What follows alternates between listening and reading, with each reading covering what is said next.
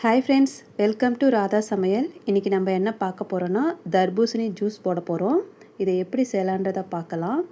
இதுக்கு தர்பூசணியும் சர்க்கரை இது மட்டும் தான் நமக்கு தேவை. ரொம்ப சிம்பிளாக செஞ்சிடலாம். தர்பூசணி அழகாக இந்த மாதிரி பீஸ் போட்டு நம்ம ஜாரில் தள்ளிக்கலாம். இந்த மாதிரி போடுங்க, உங்களுக்கு பீஸாக அழகாக வரும்.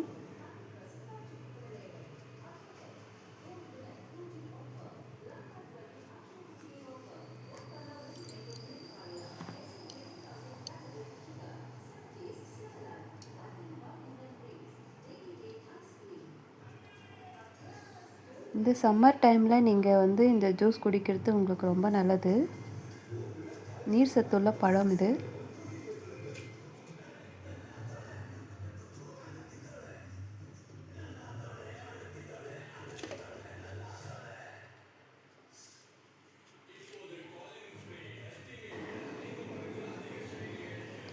இந்த மாதிரி நம்ம பீஸ் போட்டதுக்கு அப்புறமா ஒரு 4 இல்லை 5 டீஸ்பூன் அளவுக்கு நம்ம சர்க்கரை போட்டுக்கலாம்.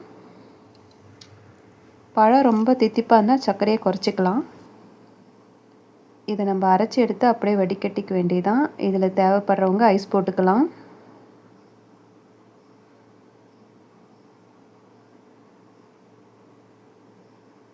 சுவையான தர்பூசணி ஜூஸ் ரெடி. நீங்களும் இந்த சம்மருக்கு இதை ட்ரை பண்ணி பாருங்கள். ரொம்ப சூப்பராக இருக்கும். எங்கள் சேனல் உங்களுக்கு பிடிச்சிருக்குன்னா எங்கள் சேனலுக்கு லைக் பண்ணுங்கள், சப்ஸ்கிரைப் பண்ணுங்கள், மறக்காமல் கமெண்ட் பண்ணுங்கள். தேங்க்யூ ஃபார் வாட்சிங்.